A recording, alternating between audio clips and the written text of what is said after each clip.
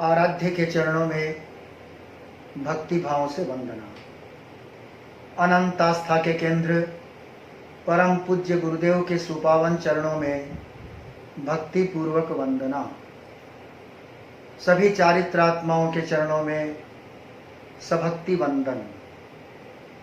और इस कार्यशाला में भाग लेने वाले सभी संभागी बंधुओं बहनों, आप सबको आत्मीय भावों से सादर जय जिनेंद्र से अभिवादन करता हूँ। अखिल भारतीय तेरापंथ युवक परिषद और समण संस्कृति संकाय, इन दोनों के संयुक्त तत्वावधान में आयोजित जैन विद्या कार्यशाला। तो आज कार्यशाला का विषय संबोधि का 13वां अध्याय साध्य साधन संज्ञान। तो आइए इस विषय पर हम कुछ चिंतन मनन करें, कुछ सीखने समझने का प्रयास करें। साध्य अर्थात जो हमारा लक्ष्य है, जो हमारा उद्देश्य है, एम, इसको हम साध्य कहते हैं। और उस लक्ष्य को, उस उद्देश्य को प्राप्त करने के जो तरीके हैं, जो उपाय हैं, उन उपायों को हम साधन कहते हैं। और ऐसे देखें तो बहुत साध्य हो सकते हैं और उसको प्राप्त करने के साधन भी बहुत हो सकते हैं। यहाँ हमें आध्यात्मिक दृष्टि से साध्य साधन का और इसके अर्थ को समझने का प्रयास करना है।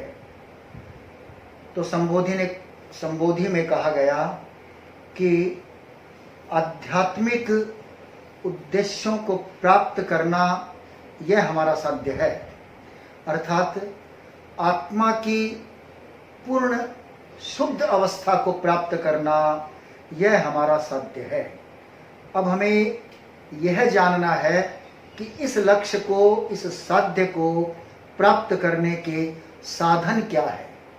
तो साधन बताया गया, साधन है वह धर्म है। और कहा भी है कि आत्मशुद्धि साधनम धर्म है। तो कौन सा धर्म? सत्य, अहिंसा, संयम। अहिंसा, संयम और तप रूप जो धर्म है, उस धर्म के साधन से हम इस साध्य को प्राप्त कर सकते हैं। और एक शब्द में ग्रंथकार ने कहा कि जो संयम है, बस संयम की साधना से ही, संयम के साधन से ही हम इस लक्ष्य को प्राप्त कर सकते हैं। बंधुओं बहनों, आगे ग्रंथकार ने यह कहा कि इस साध्य को वही प्राप्त कर सकता है जो इस साध्य के प्रति कोई संदेह नहीं करता। तो साध्य को प्राप्त करने का साधन धर्म, इन दोनों के प्रति जो असंदिग्ध है वही इसे प्राप्त कर सकता है। और अगर कोई संदेह करता है तो फिर साध्य को प्राप्त करना कठिन है। संदेह किसमें? अगर कोई ऐसा सोचे आत्मा है या नहीं, लोक है या नहीं, कर्म है या नहीं, कर्मों का फल होता है या नहीं, ऐसी अनेक बातें हैं आध्यात्मिक संदर्भ में जो हमारे सामने प्रत्यक्ष नहीं है। तो उन प्रत्यक्ष जो नहीं है या उन अप्रत्यक्ष बातों पर असंदिग्ध होना, अर्थात संदेह नहीं करना। तो यहाँ पर सार की बात इतनी है कि हम आस्थावान बने, असंदिग्ध रहें, तभी साध्य को प्राप्त किया जा सकता है। और आगे इस अध्याय में अंतराल गति के बारे में भी विवेचन किया गया है। हम जानते हैं कि संसारी अवस्था में आत्मा को जन्म और मरण करना होता है। और यह भी जानते हैं कि संसारी अवस्था में आत्मा के साथ शरीर का योग तो होता ही है, और मृत्यु के समय स्थूल शरीर यह तो नहीं रहता, छूट जाता है, मगर हमारा सूक्ष्म शरीर अर्थात तेजस शरीर और कार्मण शरीर यह आत्मा के साथ में जुड़ा हुआ रहता है, यह साथ में जाता है।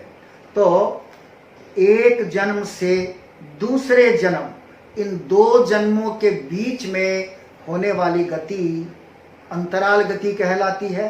यानी एक भव और फिर आगे कहीं दूसरे भव में, दूसरे स्थान में उसको जन्म लेना है, तो इन दोनों के बीच में होने वाली गति अंतराल गति कहती है, उसे कहते हैं। और आप यह भी जानते हैं कि यह गति दो प्रकार की होती है। एक तो ऋजु गति यानी सीधी गति, और दूसरी वक्र गति।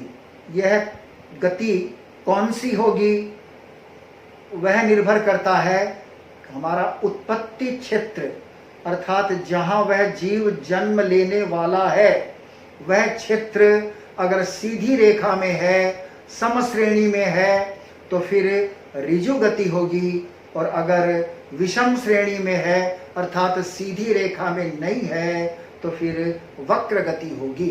वक्र गति यानी घुमाव वाली गति।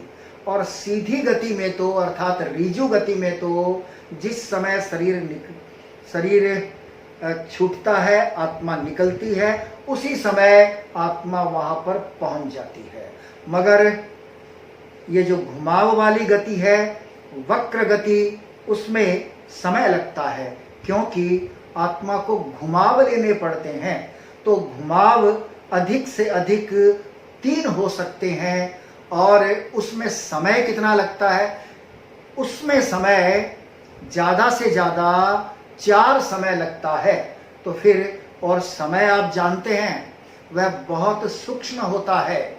जैन दर्शन में समय की सूक्ष्मता, यानी समय इतना सूक्ष्म कि उसका फिर और कोई विभाजन हो न सके। सूक्ष्मतम भाग काल का, उसे हम समय कहते हैं। यो समझिए कि 1 सेकंड वो कितनी छोटी होती है हम जानते हैं, उस 1 सेकंड में भी असंख्य समय होते हैं। तो इतना सूक्ष्म होता है वह समय। अब हम जरा कल्पना करें कि नए जन्म स्थान में पहुंचने में जीव को कितना कम समय लगता है, और वहां वह पहुंच जाता है। और जो हम ये कभी कभी कहते हैं कि आत्मा भटक रही है, आत्मा भटकती है, उसकी शांति के लिए ये करो इत्यादि, ये सारी बातें जैन दर्शन सम्मत नहीं है। तो फिर आत्मा कहीं बीच में रुकती, ठहरती, भटकती नहीं है। जहां उसको जाना है, तत्काल जहां जन्म लेना है वहां आत्मा पहुंच जाती है।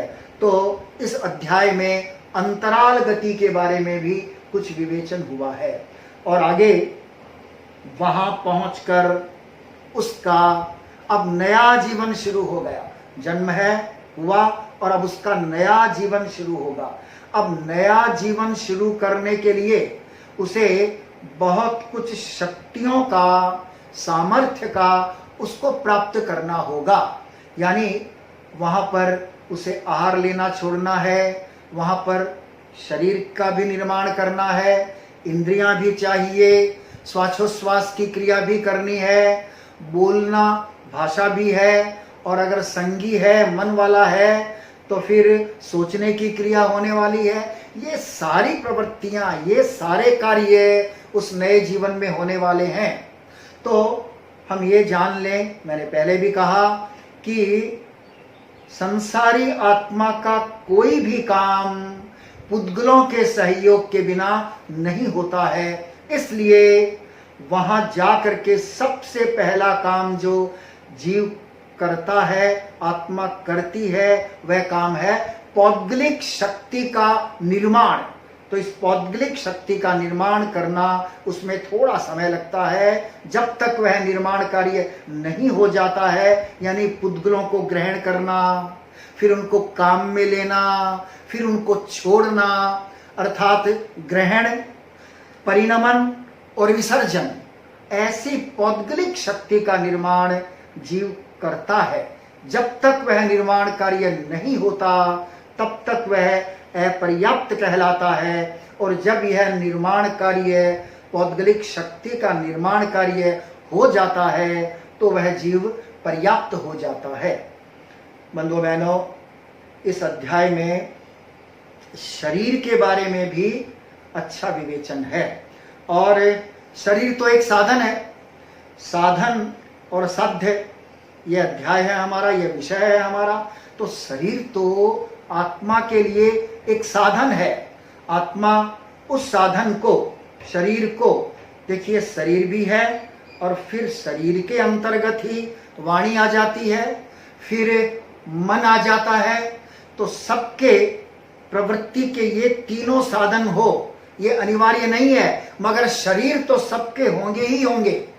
तो शरीर के बारे में भी इस अध्याय में तो पर्याप्ति में शरीर पर्याप्ति जब पूरी हो जाती है, शरीर पर्याप्ति, शरीर का निर्माण कार्य। और आप जानते हैं कि जैन दर्शन में 5 प्रकार के शरीर बताए गए हैं।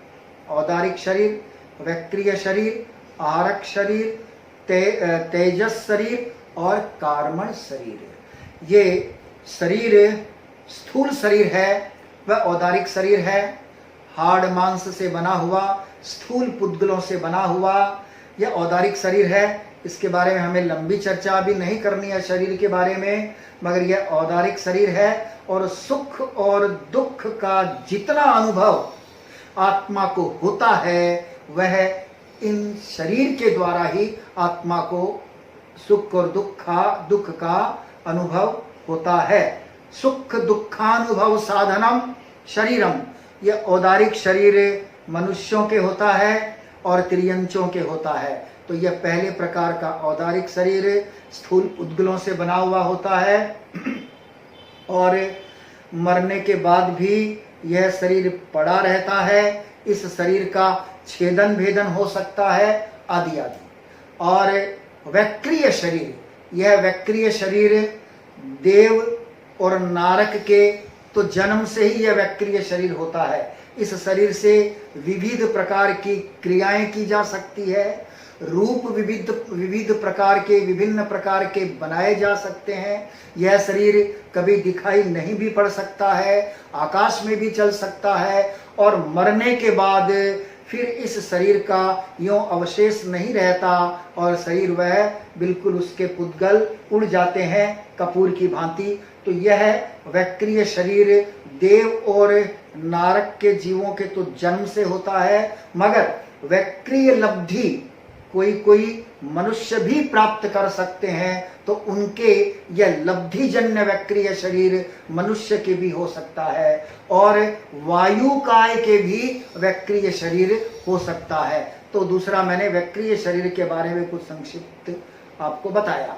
अब तीसरा आहारक शरीर। यह आहारक शरीर, यह तो विशेष प्रकार का शरीर होता है, यह तो मनुष्य के ही होता है, और मनुष्य में भी विशिष्ट आहारक लब्धि संपन्न मुनि के ही होता है। 14 पूर्वधारी मुनि, जब कोई विशेष प्रयोजन उपस्थित होता है तो फिर यानी वो 14 पूर्वों का अध्ययन स्वाध्याय कर रहे हैं, कोई जिज्ञासा मन में पैदा हो गई, या फिर किसी दूसरे ने कोई ऐसा प्रश्न पूछा, जिज्ञासा की, समाधान उनके पास नहीं है, ऐसी स्थिति में वो इस प्रयोजन से अपने इसी शरीर से एक हाथ का पुतला निकालते हैं। यह पुतला ही आहारक शरीर है, बड़ा साफ सुथरा, स्फटिक के समान, ट्रांसपेरेंट।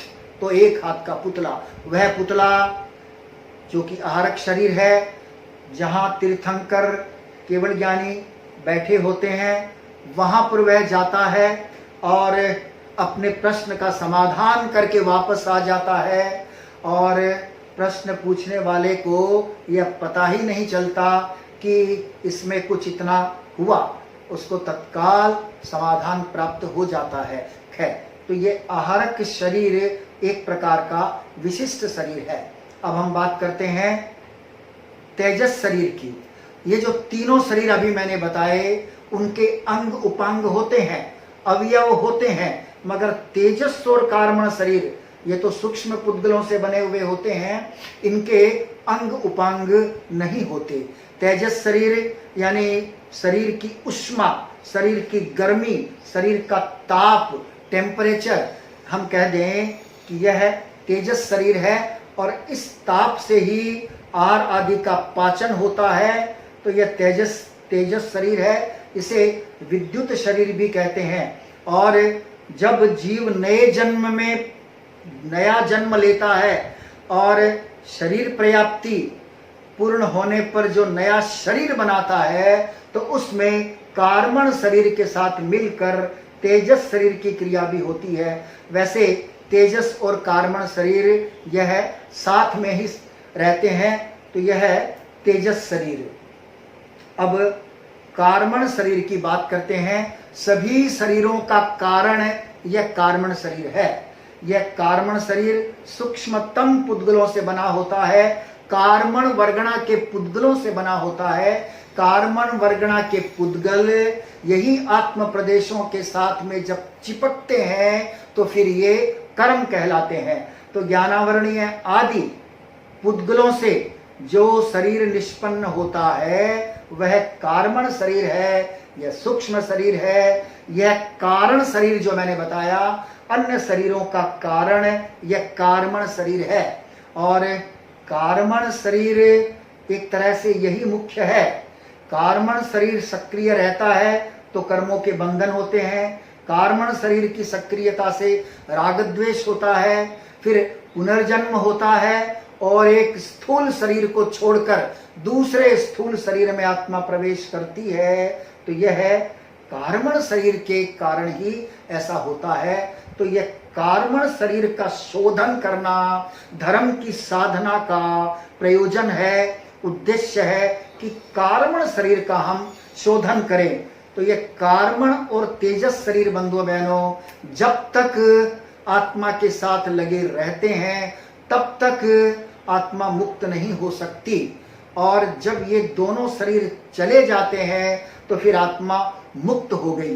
अब कोई भी प्रकार का शरीर उसके नहीं है, वैसी आत्मा फिर वापस इस दुनिया में नहीं आ सकती। इसलिए हम जैनी अवतारवाद को नहीं मानते, यानी परमात्मा यानी ईश्वर वो वापस इस दुनिया में, इस संसार में किसी भी प्रयोजन से वापस अवतार नहीं ले सकते, क्योंकि जन्म का कारण वह तो कार्मण शरीर है और उनके कर्म होता नहीं, कार्मण शरीर होता नहीं।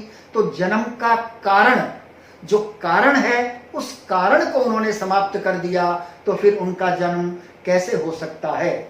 बंधुओं बहनों, यह शरीर हमारा इस अध्याय में शरीर को एक साधन बताया गया कि हम शरीर से धर्म की साधना करें, शरीर से संयम की साधना करें।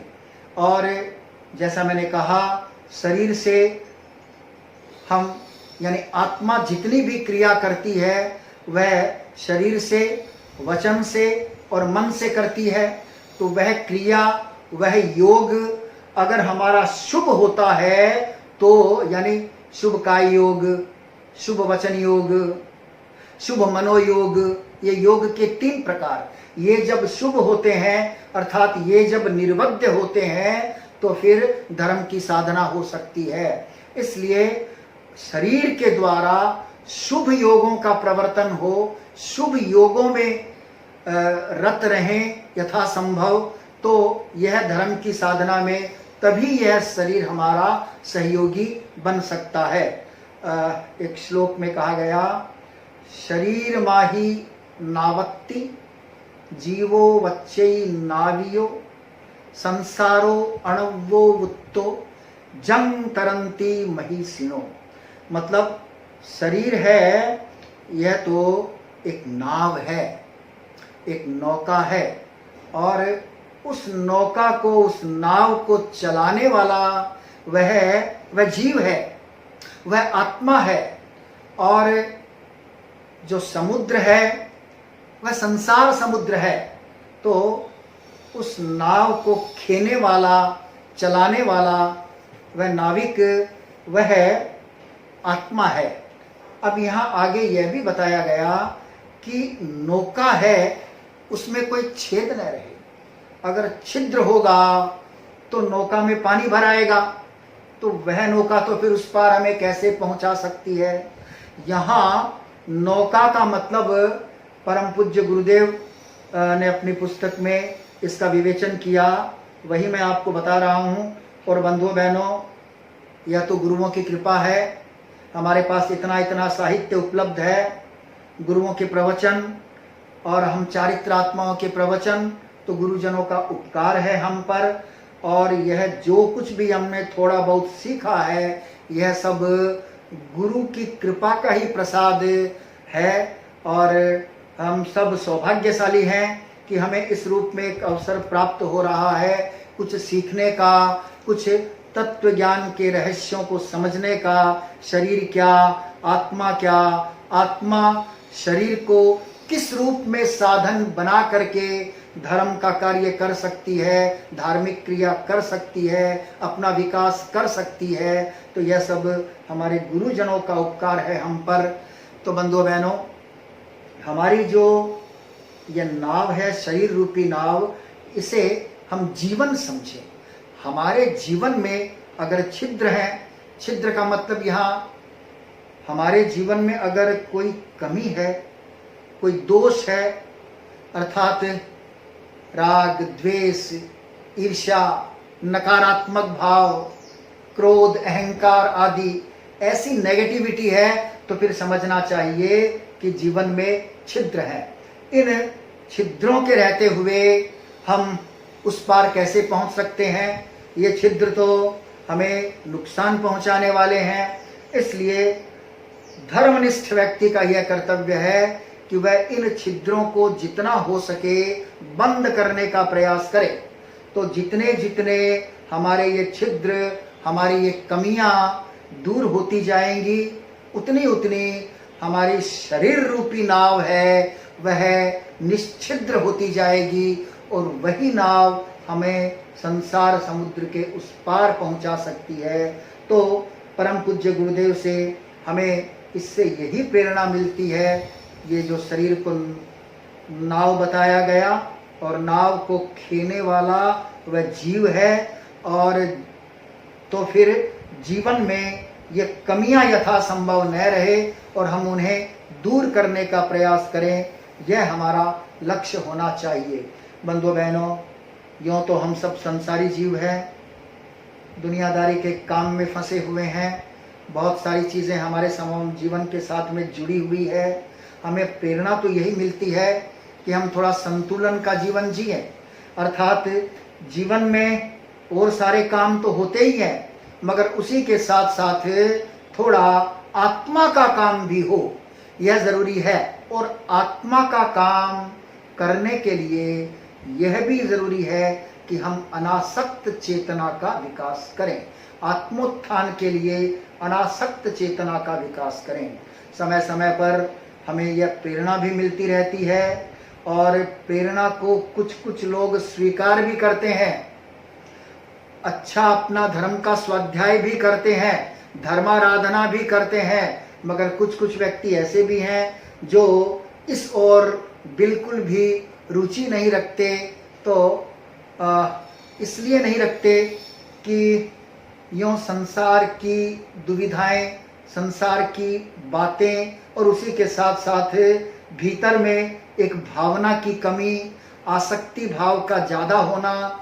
और प्रेरणा देने पर संतों से प्रेरणा मिलती है, चारित्रात्माओं से प्रेरणा मिलती है।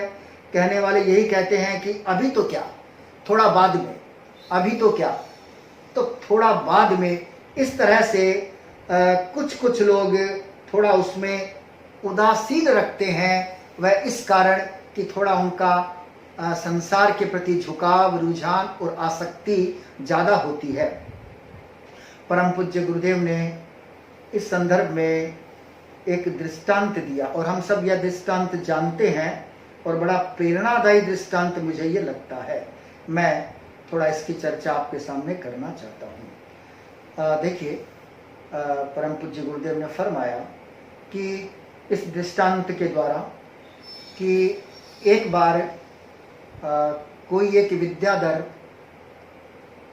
आकाश मार्ग से जा रहा था और उसने देखा कि एक कोई व्यक्ति पेड़ की डाली से लटक रहा है और नीचे कुआं है। तो उसने देखा कि तो वो तो बड़े खतरे में है, पेड़ की डाली टूटेगी और नीचे गिर जाएगा। फिर उसने यह भी देखा, उस विद्याधर ने, कि कुएं में तो 4 सांप हैं, 4 अजगर हैं। तो वह विद्याधर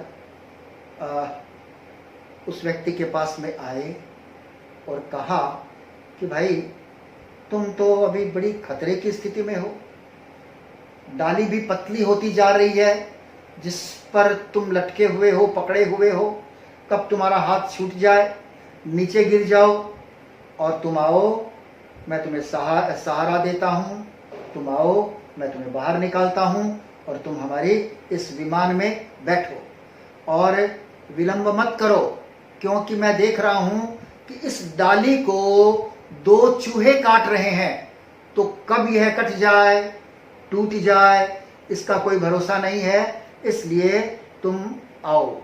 और तो उसके मन में उसको बचाने की एक भावना पैदा होती है। इस भावना को हम करुणा कहते हैं। बंधुओं बहनों, यह करुणा कह दूं, दया अनुकंपा कह दूं, एक ही बात है। यह दया जो उसके मन में पैदा हुई, यह कौन सी दया थी? यह लौकिक दया थी।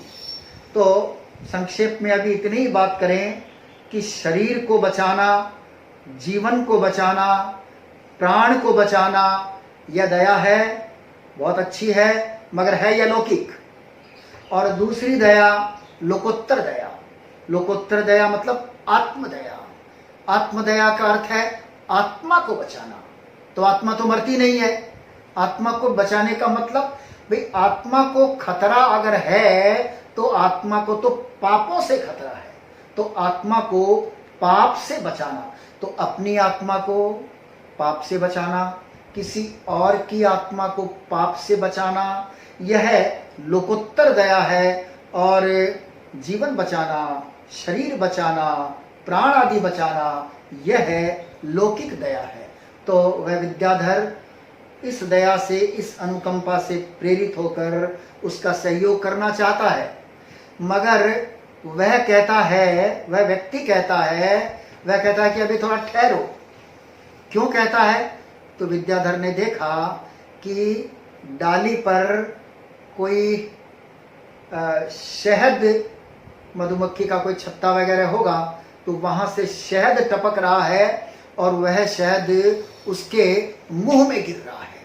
अब उसकी आसक्ति उसके प्रति है, तो वह ठहरने के लिए कहता है, अभी एक बूंद थोड़ा और आ जाए। एक बूंद और आ गई।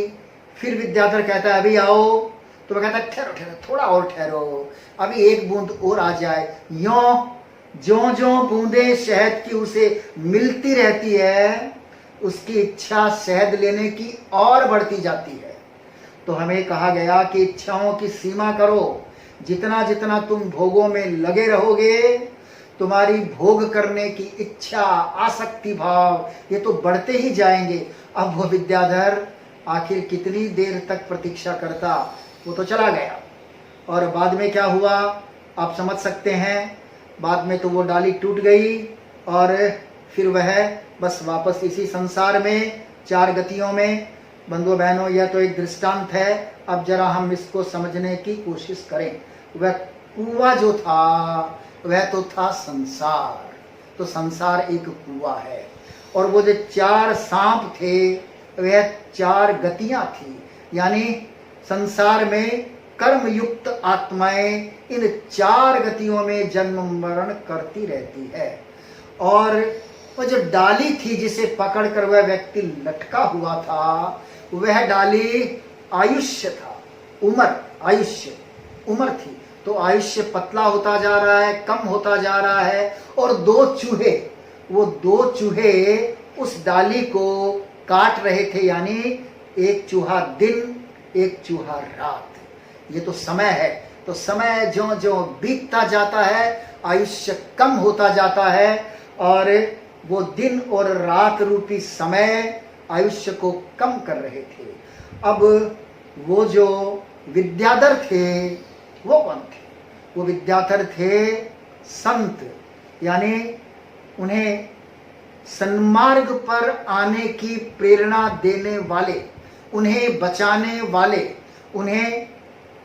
उस व्यक्ति को उस संसार में परिभ्रमण से बाहर निकालने की प्रेरणा देने वाले कि अब तुम आओ, हम तुम्हें धर्म का मार्ग बताते हैं, तुम्हें हम धर्म के विमान पर बैठाते हैं। वो जो विमान था वह था धर्म का विमान। तो यह तो एक दृष्टांत था।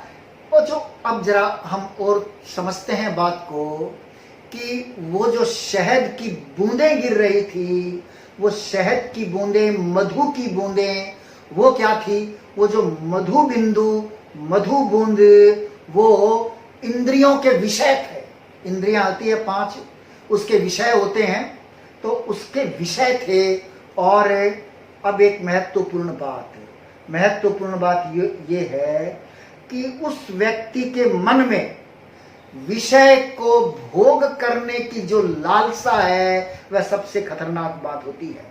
विषय तो रहेंगे, यह मैंने पहले भी कहा था, इस दुनिया में विषय तो रहेंगे, मगर विषयों को भोगने की इच्छा, यानी इंद्रियों को विषय भोग की इच्छा, इंद्रियां तो विषयों को ग्रहण करती है, पर इंद्रियों के द्वारा विषयों को भोग करने की इच्छा, यह बहुत खतरनाक है। यह आसक्ति है। जब तक यह आसक्ति रहेगी, हम आसक्ति को यथासंभव कम करने का प्रयास करें।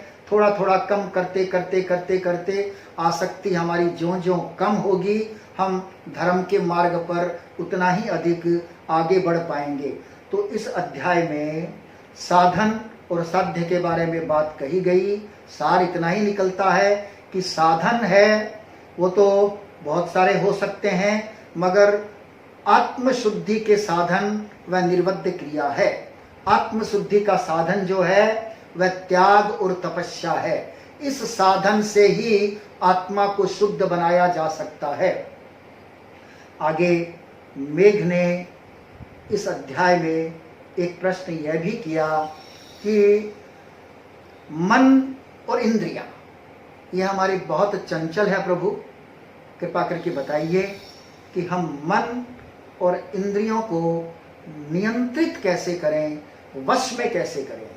तो प्रभु महावीर ने मेघ को यह संदेश उपदेश दिया कि वास्तव में हमें कार्मण शरीर तक पहुंचना होगा, क्योंकि हमारी जितनी इच्छाएं, तृष्णाएं, वासनाएं आदि जो पैदा होती है, वह हमारे सूक्ष्म शरीर में पैदा होती है।